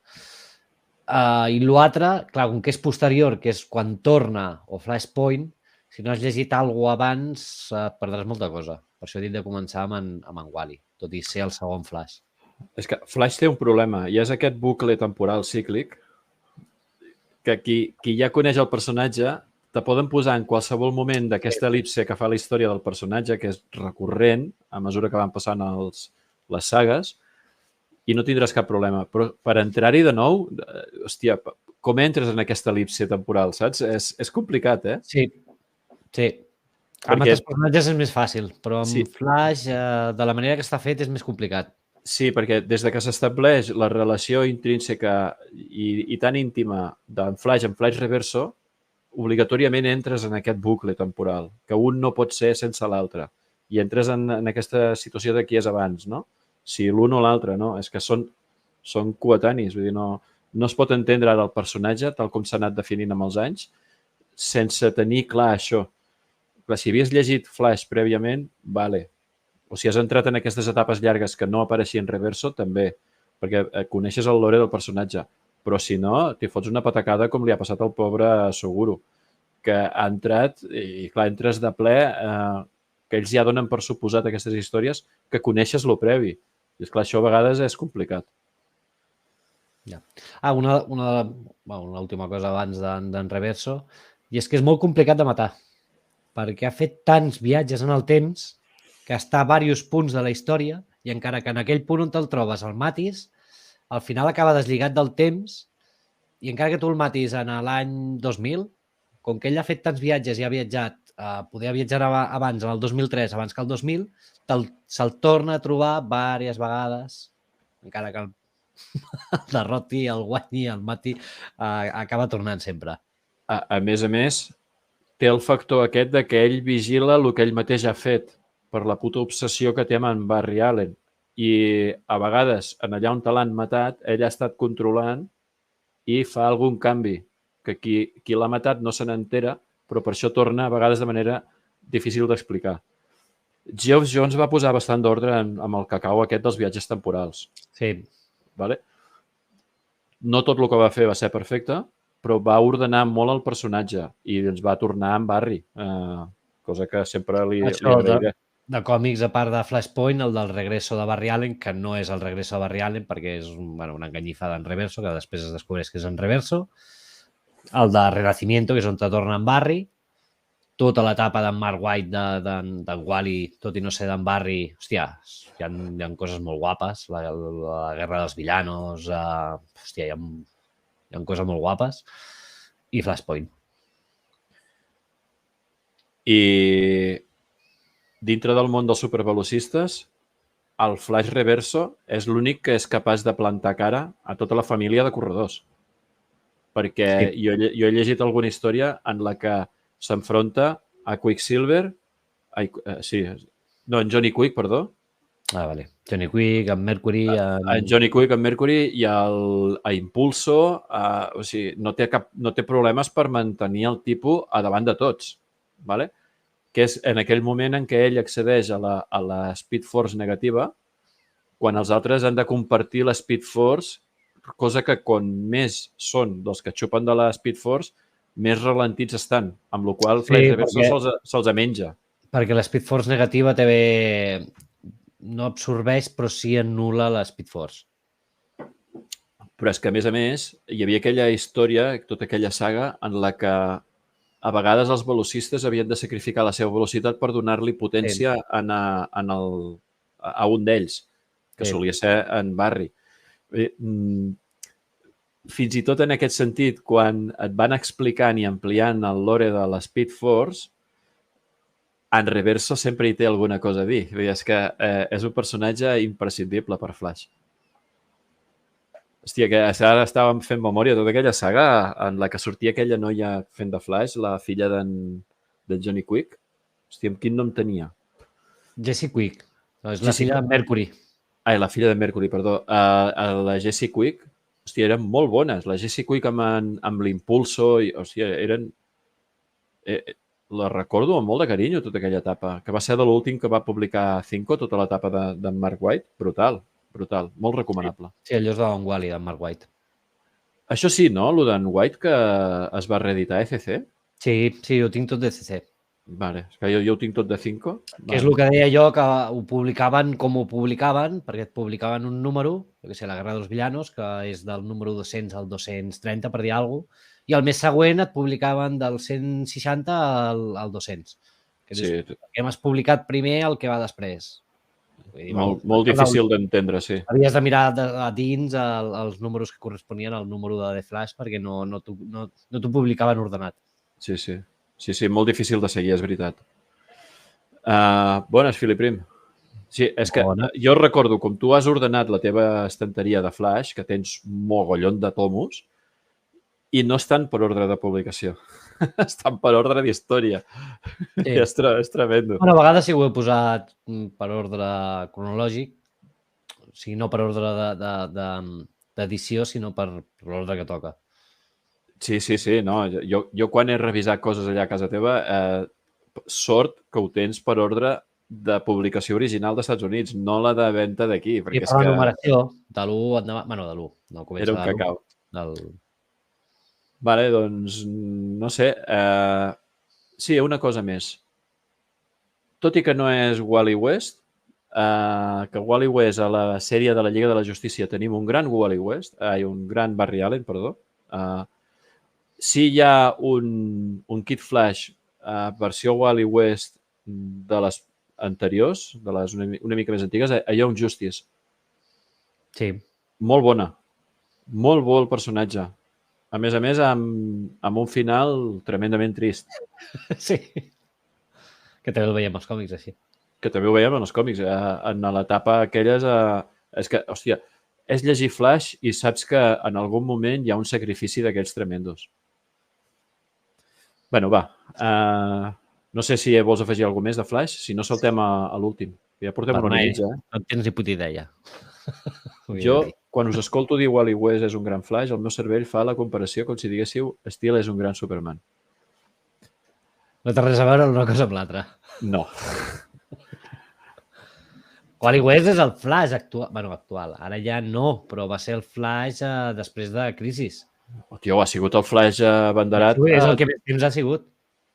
Fins a la tornada en Barry, que ara amb el reinici del Rebirth tornava en Barry. Hi eren tots dos, en Barry, en Wally, després hi ha una Flash família amb en Jay Garrick, l'Impulso, Jesse Quick, estan tots més o menys junts.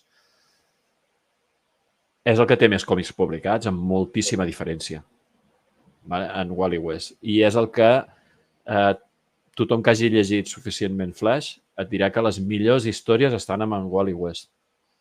Hi ha històries molt bones amb en Barry Allen, però les d'en Wally West, hòstia, és que exploren el personatge fins a l'extenuació. No, aquesta vegada estic absolutament en desacord amb el que dius, Bernat. Ja era hora, perquè avui no coincidim. Últimament coincidíem massa i m'estava posant estar nerviós. Sí. Vale. Doncs no sé, passem a l'últim? Sí, anem per l'últim, si no, no acabarem. Vale, va. I l'últim és? Darkseid. Darkseid. El malote de los malotes. Sí, a Marvel ens han comparat amb Thanos, tot i que jo crec que és molt superior a Darkseid. Jo crec que és molt superior. No té res a veure. A veure... No, l'aparença sí que pot semblar semblant. La comparació no és justa. Comencem per aquí. No hem tingut un Darkseid en el cinema a l'alçada de poder comparar això. No. Només tenim aquella escena de la Zack Snyder Justice League. Jo parlo pels còmics. Sí. Pels còmics, jo... Bueno, el tanto. Jo he llegit El Guantelete de l'Infinito, he llegit una sèrie d'històries d'en Thanos, i en Thanos és un titan, té tractes directament amb la mort. Lo del Guantelete de l'Infinito, a diferència del que veiem a l'UCM, és molt bèstia i és un gran enemic. El que passa que Darkseid potser està més globalitzat, més present, perquè en Thanos no conec prou l'univers Marvel dels còmics No, jo tampoc.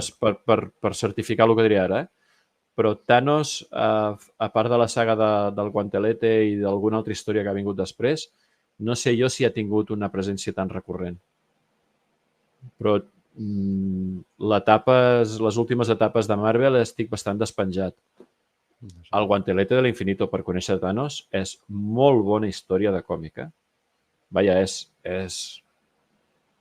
imprescindible haver-la llegit si t'agrada Marvel. Això ja jo ho tinc claríssim. Però va, anem a lo nostre. Darkseid. Mira, que avui m'ha fet pensar, perquè Darkseid originalment és Uxas d'Apocalips. Que dic, hòstia, fa un colló que no ve, Fa un colló que no entra, fa temps que no... També està molt quiet per xarxes. Jo suposo que hi ha hagut algun canvi en les seves dinàmiques personals. No sé, qualsevol rato hi contactarem a veure què és de la seva vida. Doncs el Thanos Quest, això, hòstia. El Thanos Quest és la de Jim Starlin, sí. Clar, jo he de dir que Thanos conec el que hem vist de les pel·lícules. Jo de Thanos no conec gaire res. Vale. És un bon Thanos, no et dic pas que no, és un gran enemic de fase 1, 2, 3, però, hòstia, el del còmic està a diversos escalons per sobre. Però, bueno, clar, és que es relaciona directament amb l'amor, es casa amb ella i peta mig univers com a penyora de casament, tios, no sé com dir-ho. Sí, bueno, això sí ho he llegit. És una bestialitat el que fa. Vale? He llegit per ahí, no he llegit els còmics, però sí que ho sé. Vale. Doncs Darkseid, va. Explica'ns una mica, situa'ns. El tenim creat per Jack Kirby amb lo del Quarto Mundo, que als inicis és una mica raro, després sí que s'estableix com a origen el que coneixem. Bueno, hi ha diversos orígens que a vegades s'ha variat una mica, perquè en uns és fill dels antics déus, en l'altre viu on el planeta dels antics déus, que és un paradís, però bueno, al cap i a la fi ell enganya els antics déus perquè es matin entre ells i quan estan o gairebé tots morts o ja que gairebé no poden més, els hi roba els poders i acaba convertint-se en Darkseid, perquè ell en principi és Uxas. Llavors acaba siguent el que coneixem com a Darkseid, que el paradís aquest se separa en dos mons, Nova Genesis i Apocalips, d'aquí que hi ha els antiguos dioses i els nuevos dioses. I amb un dels orígens, el seu germà, que és Highfather, que és el nou déu de Nova Genesis. I ell es queda com a nou déu a Apocalips. Amb el que sabem dels Parademonios, Big Barda, Stephen Wolf, Kalibak, Desat, tots aquests. Trobo molt curiosa aquell tractat de pau que tenen a Nova Genesis amb Apocalips que s'intercanvien els fills. Ens ho pots explicar una mica? El de Mr. Milagro i Orion, que són fills de Highfather i Darkseid, i s'intercanvien els fills perquè cadascun el criï i, diguéssim, no es puguin atacar perquè l'un té el fill de l'altre. Això a Darkseid se li pixa. Bueno, Orion, que és el que està amb Highfather a Nova Genesis, és fill de Darkseid. I es cria a Nova Genesis. Sí, però la genètica és la genètica i a l'Orion se li va la castanya en alguns còmics d'una manera molt tremenda. El que passa que l'educació feta pel Highfather fa que després tingui càrrec de consciència.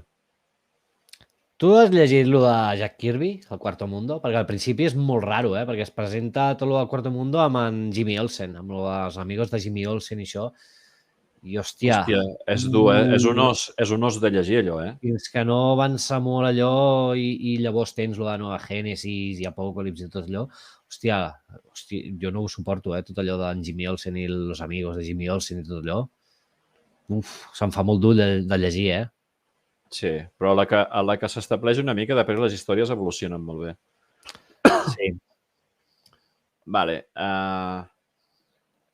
el paral·lelisme que tenim amb Thanos és que Thanos busca les gemes de l'infinito i Darkseid busca l'equació d'antivida, que per què la busca? Perquè a Nueva Génesis hi ha l'equació de la vida.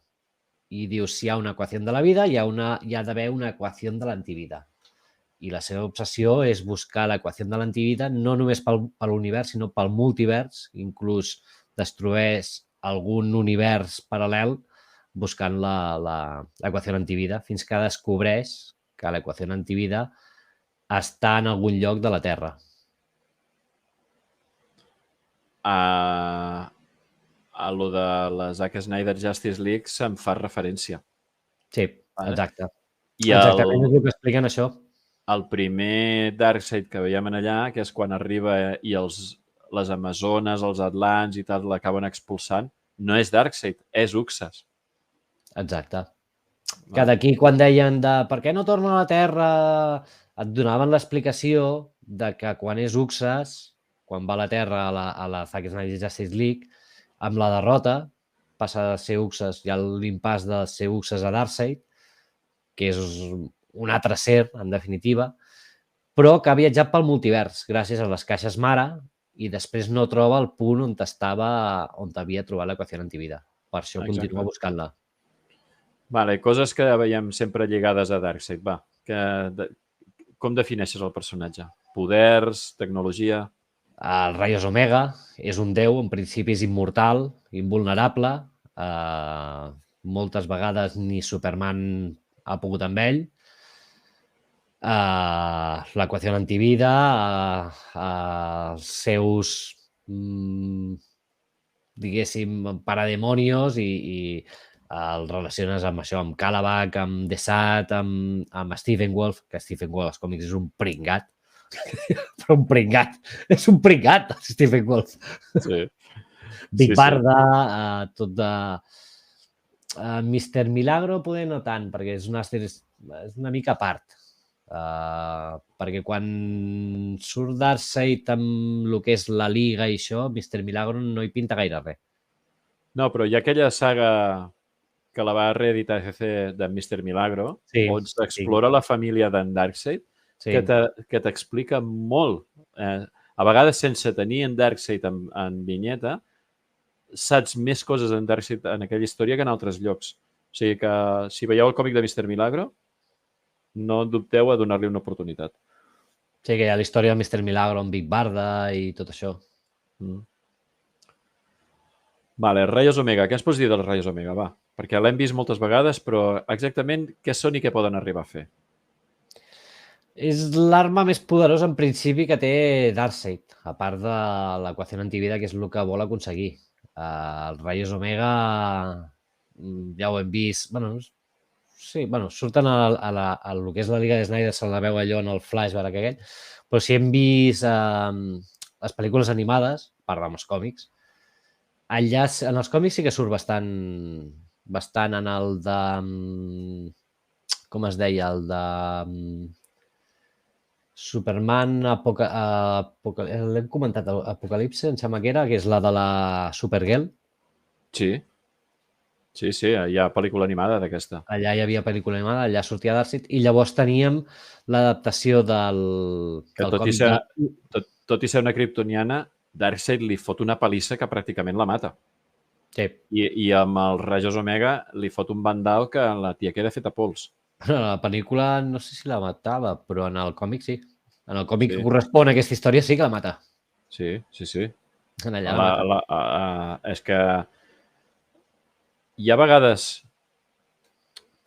efectes de guió dels còmics en les que aquests Rayos Omegas casquen més a Superman o menys.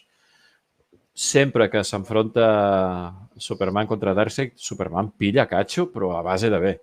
Sí. I si li acaba enxufant els Rayos Omega és quan el veus amb ferides, amb morats i amb històries com a mínim. Vull dir que... A més, es tenen l'un a l'altre entre cella i cella. En l'univers animat, el final tan dramàtic és precisament perquè Superman se li fot a la seva al cap de que han de fer un atac preventiu a Apokolips i els hi surt fatal. Una de les en aquesta història de Supergirl, tant el còmic com en la pel·lícula animada, és l'escena aquesta, em sembla que t'he passat la foto, on te veiem a Darkseid amb Batman, que Batman van al rescat de Supergirl, que la tenen a Apocalypse, i Batman aconsegueix les claus de les bombes aquelles, les bombes, com es deien? Doncs no la tinc aquí. Bueno, les bombes que té Apocalypse, les espores...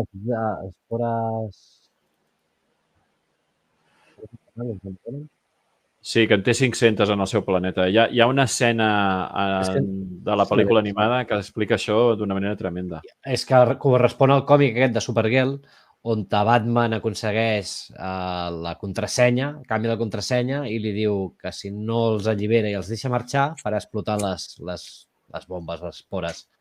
I Darkseid li diu, de tu, un humà, m'ho crec, que us mateu entre vosaltres, si ho hagués intentat el Kryptonià o l'Amazona, no me l'hagués cregut i haguéssiu perdut. Diu, però d'un humà m'ho crec. I em sembla que l'havia passada. No sé, poder no, poder m'equivoco, poder no... Perquè sí que revisant el còmic l'he vista, l'escena. És que aquesta escena en la versió animada és d'aquelles que és molt fàcil que mirant TikTok o així t'acabi sortint. És una molt bona escena en la que... Sí, ho he dit, Esperes Infernales, sí.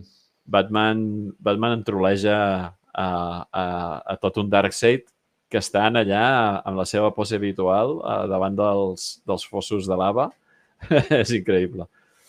I si voleu veure en Darkseid, el que és l'amenaça de Darkseid, a la pel·lícula animada de Justice League War, que lamentablement, igual que Flashpoint, és de les que no està disponible aquí. Subtitulada sí que hi és, però disponible aquí no la van treure, igual que Flashpoint, que correspon al còmic de la Liga de Justícia Origen, que és on s'ajunten per combatre l'amenaça de Darkseid perquè busca l'equació antivida, que és més o menys el que volia fer Snyder. Sí, perquè a més allà el motor de la història eren les caixes mare, sí. igual que les pel·lis de l'Snyder. Aquestes caixes mare que són tecnologia que no és kryptoniana crida l'atenció de Superman i vol saber de què va. Batman també ho està investigant i també hi ha Green Lantern i s'acaben ajuntant tots. Molt bona pel·lícula. Els primers que es troben són Green Lantern amb Batman i després apareix per allà Superman. Són els tres primers que es troben. És molt, molt bona història. Hi ha un còmic... Darkseid vs Galactus. Em sembla que ho vam comentar quan vam dir-ho als crossovers. El van presentant aquí el dia que va venir en Jordi Nowan. Jo no l'he llegit, sona que en vam parlar. El que hi ha el creuament en Galactus, Darkseid vol utilitzar, manipular Galactus perquè Galactus és aquell personatge mega enorme de Marvel que devora planetes per viure.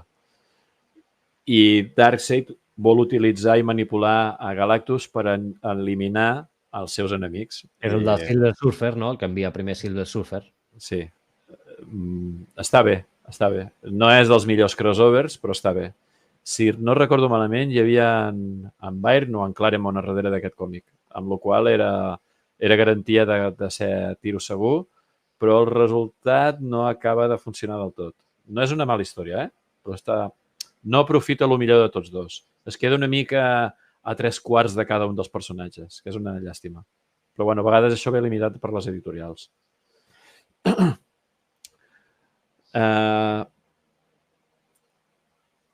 Quina història has llegit tu en la que hagis vist el Darkseid més potent?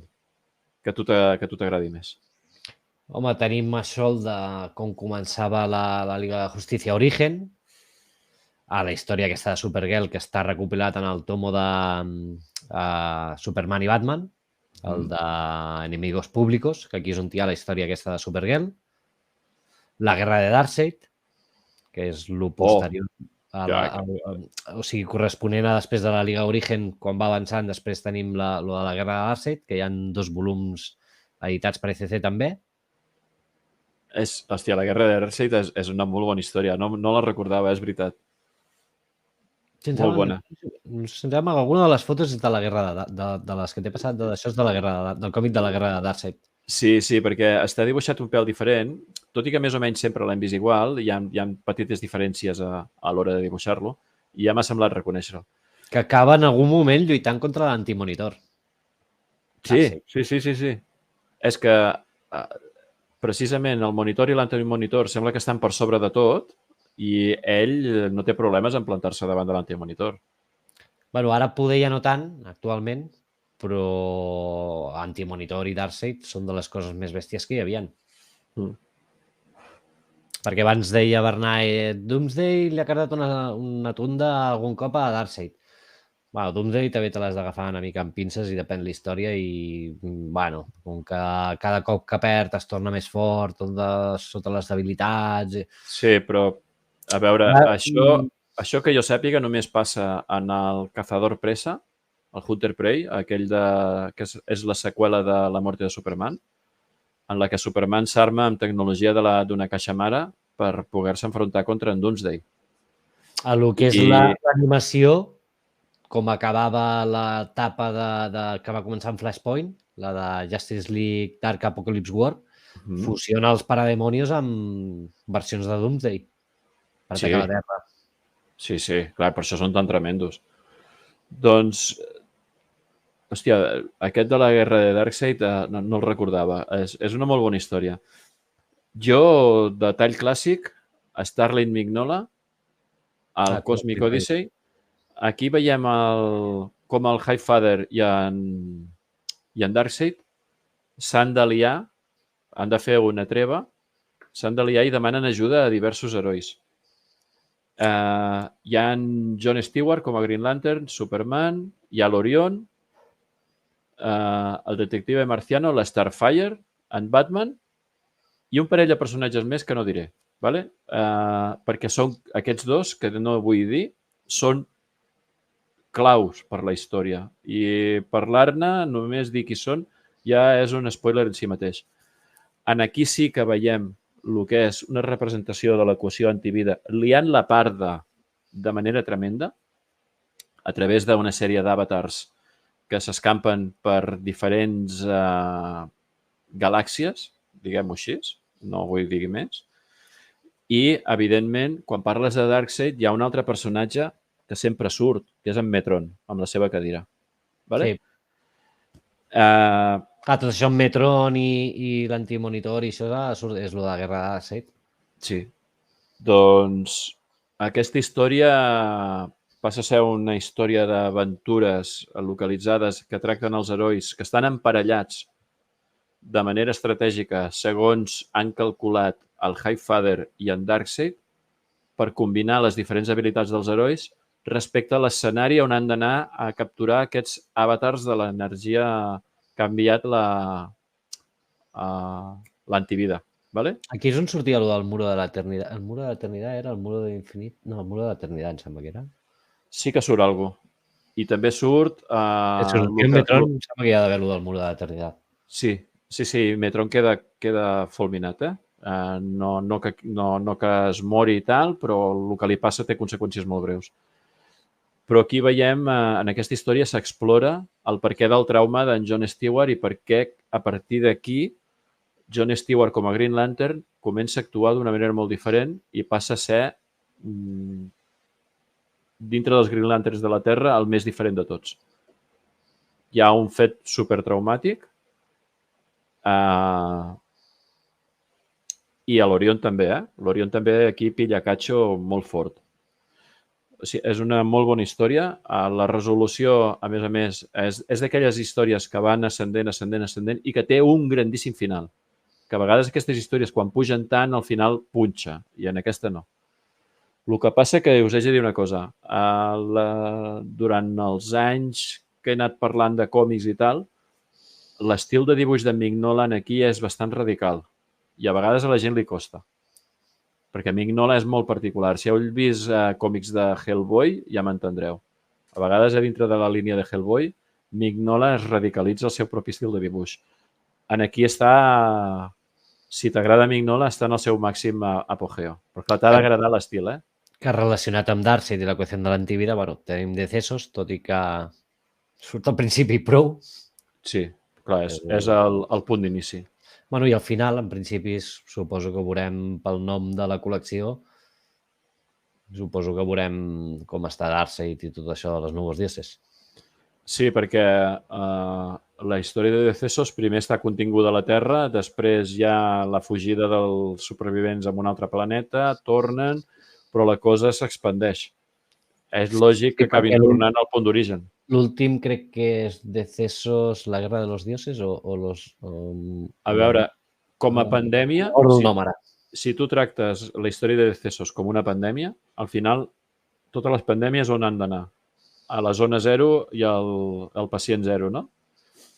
Lo normal, ja que ha començat amb en Darkseid, és que acabis tornant en allà per trobar alguna mena de solució.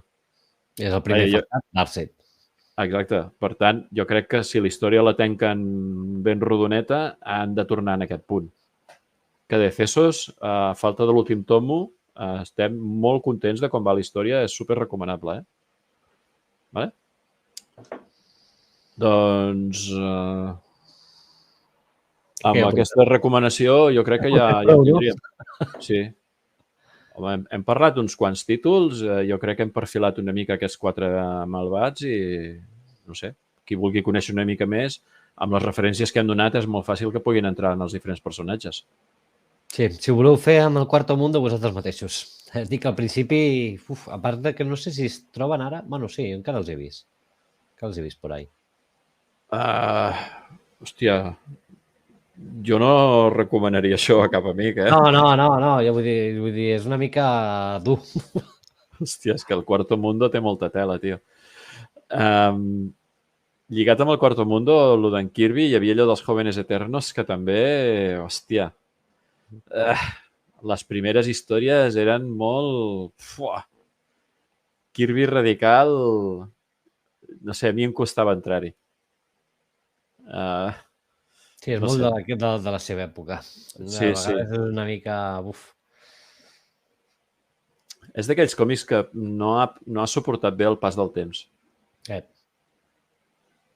I mira que dona les bases a tot el bo que hem tingut després, però allò que tu dius, comença pel número 1, en aquest cas, el Quarto Mundo, jo no ho recomano. No. Hi ha moltes maneres d'entrar i conèixer tota la història.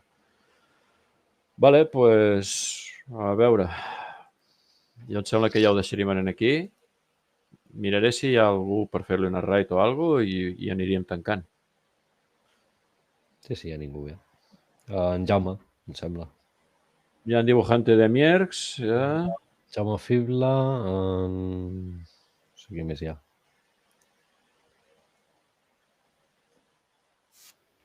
Sí, serem amb en Jaume Fibla perquè...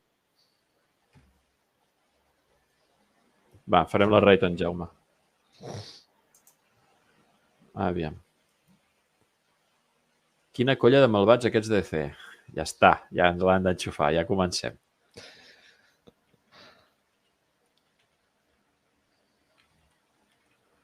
Va, engego la raid i ja ens despedirem aquí.